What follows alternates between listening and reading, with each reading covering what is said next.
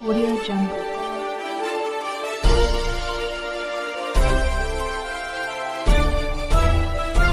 Audio Jungle.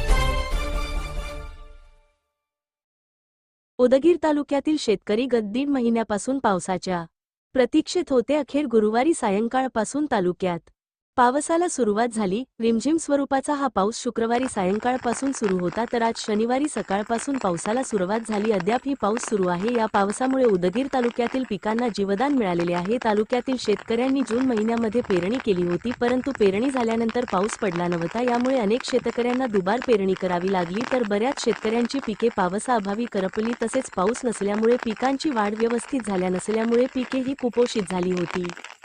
यामुळे शेतकऱ्यांचे डोळे आभाळाकडे लागले होते. तब्बल दीड महिन्यांनी वरून राजा बरसला असल्यामुळे शेतकऱ्यांमध्ये समाधानाचे वातावरण आहे.